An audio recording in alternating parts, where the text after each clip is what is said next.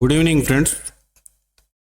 कल मार्केट में क्या करना है और आज मार्केट में क्या क्या हुआ जो हम लोगों ने डिस्कस किया वो हुआ या नहीं या कुछ उल्टा हुआ, एक बार चेक कर लेते हैं। पहले निफ्टी में देखते हैं। निफ्टी में हमने डिस्कस किया था कि इस कैंडल के लो या 24,580 के लो कटने के बाद ऑटोमेटिकली मार्केट गिर सकता है, बेरिश मूव आ सकती है, और वही हुआ। ठीक है, और बैंक निफ्टी का बाद भी देखते हैं। अब इसमें देखिए सपोर्ट का रेसिस्टेंस जो है ना, ये तो अब पहला रेसिस्टेंस तो ये बन ही गया और दूसरा रेसिस्टेंस अब नया ये बन चुका है। ठीक है, उसके बाद में अब इसमें हम सपोर्ट चेक करेंगे तो ये कैंडल का लो हो गया एक, और ये भी हो गया। ये सपोर्ट्स के काम कर सकते हैं, ये सब देख लीजिए। ठीक है, और ये असली सपोर्ट जो है ना आपको ये यहाँ पे काम करेगा। ये देखिए यहाँ पे 1 2 3 4 5 6 7 कैंडल मिलके यहाँ पे सपोर्ट बना रहे 24,100 रेंज। ठीक है, अगर वो भी टूटता है तो 24,000 उसके नीचे भी आता है तो और भी फॉल हो सकता है। ये सब सपोर्ट्स, ये दोनों रेसिस्टेंस। ठीक है, अगर देखिए कल थोड़ा भी गैप अप खुलता है तो पहले अपवर्ड मूव आएगा, यहाँ से रेसिस्टेंस लेके नीचे आ सकता है। एक बार 15 मिनट में जाके चेक कर लेते हैं। अभी आप इसमें देख लीजिए, समझ में आ जाएगा। अगर गैप अप खुलता है यहाँ जाके इधर आएगा, गैप अप खुल के नीचे आता है, यहाँ से एक सपोर्ट लेके ऊपर भी जा सकता है और ये लंबा भी जा सकता है। अगर यही खुलता है तो यहाँ से सीधे भी गिर सकता है या ऊपर आके इधर ऐसे ऐसे भी हो सकता है, कुछ भी हो सकता है मार्केट में। इसीलिए कभी भी आप एक बयास नेचर से कभी भी काम नहीं करना चाहिए मार्केट में। You should be very neutral. आपको लगता होगा कि यार ये देखो, ये क्या बोलते हैं, पूरे आज के तारीख में 300 पॉइंट मार्केट फॉल हुआ। 300 पॉइंट में हमने बहुत कम, ये एक कैंडल हमने निकाल लिया, ये एक कैंडल हमने निकाल दिया सोचते होंगे, या नहीं भी निकाल पाए सोचते होंगे। तो मार्केट में होता क्या है ना, आप जब बिगिनर में स्टेज में रहते हो ना तो आपको समझ ही नहीं आएगी कि मार्केट क्या करना चाहती है।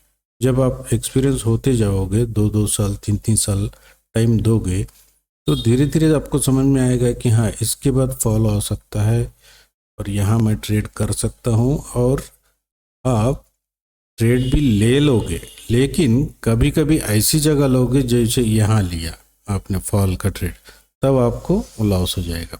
तो ये चीज़ें समझना ज़रूरी है कि कहाँ से मार्केट रिवर्सल क्यों दे सकती है।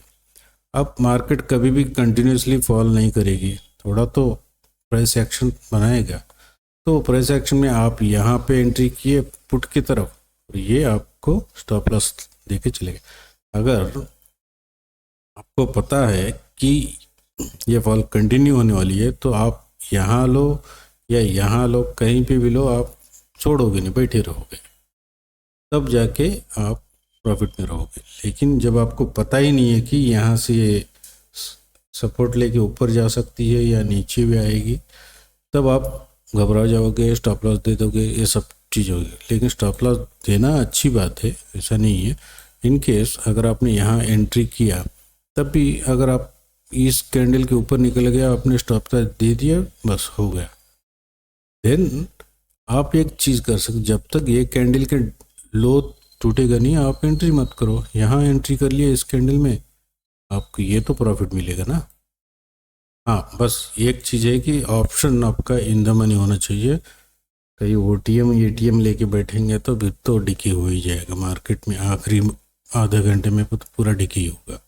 ठीक है, तो ऐसा प्लान कर सकते हैं कि इसके नीचे आप पुट की तरफ जा सकते हैं, मिल सकते हैं थोड़ा अच्छा पॉइंट, यहाँ तक तो आ ही जाएगा। 24,000 या 23,850 लेवल्स तक मिल सकते हैं। ठीक है, अगर मार्केट इससे ऊपर निकलती है तो फिर अच्छा तेजी भी आ सकता है, 25,000 भी रीच कर सकते हैं। वैसे मुश्किल लग रहा है, लेकिन फिर भी तैयार रहना अच्छा है, क्योंकि बयास नहीं रहना चाहिए हमको, तो भाई न्यूट्रल रहना ही सही लगता है। ओके, तो ये हो गया निफ्टी। बैंक निफ्टी एक बार देखते हैं।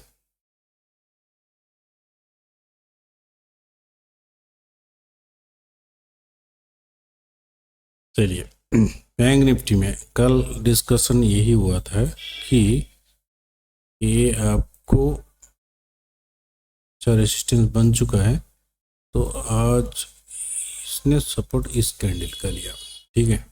अब इसके बाद ये मेन सपोर्ट है, उसके बाद ये सपोर्ट है, ये सब सपोर्ट्स है। देखिए यहाँ पे भी एक सपोर्ट बन रहा है।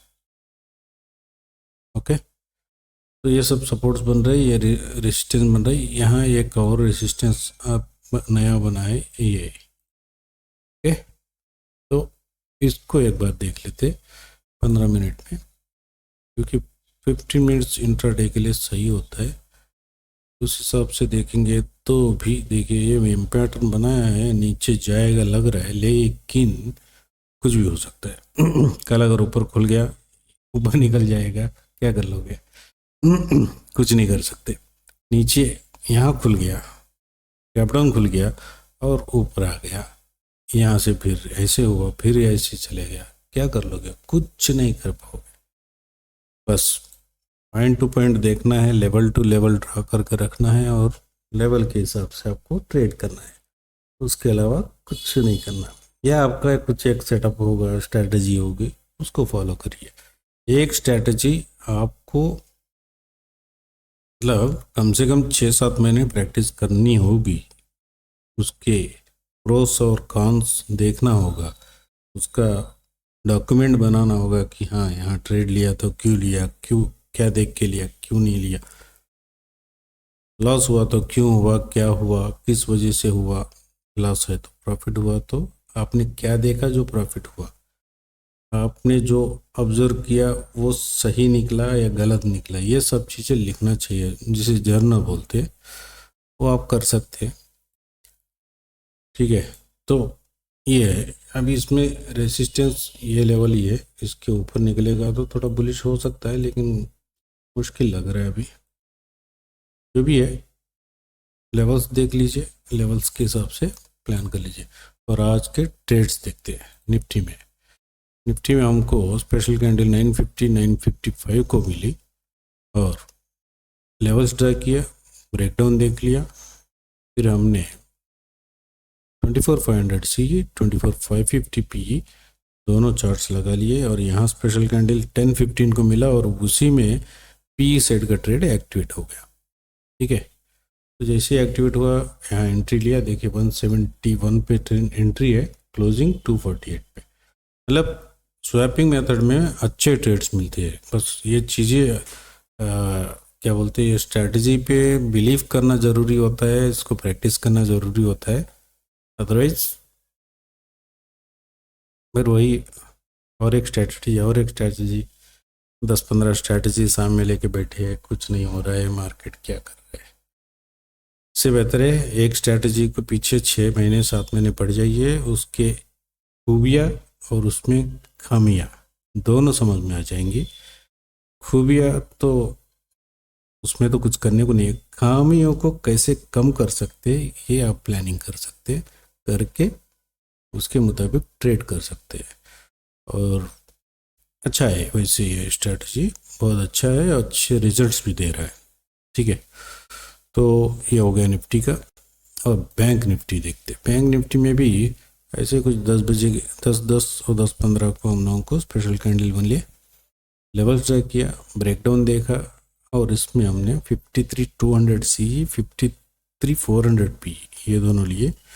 और इसमें क्या हुआ कि देखिए सी सेट तो एक भी ट्रेड एक्टिवेट नहीं हुआ, पी सेट ट्रेड एक्टिवेट हुआ, लेकिन कैंडल बहुत ऊपर क्लोजिंग दिया। इस यहाँ ये बाइंग पैरेज है, यहाँ क्लोजिंग दिया तो हम यहाँ तो एंट्री नहीं कर सकते थे, इसीलिए रिट्रेसमेंट का वेट किया, फिर रिट्रेस हुआ, यहाँ पे बाइंग प्राइस 610 पे मिला, और ये हाईएस्ट आपको 870 सॉरी 870 तक गया, तो ठीक है, अच्छा है। 610 से 870, 160 पॉइंट्स, कम नहीं है बैंक निफ्टी में 150 में। अगर आपने 150 में अगर 40-50 भी ले लिया तो भाई आपकी तो दिन बन जाएगी, है कि नहीं।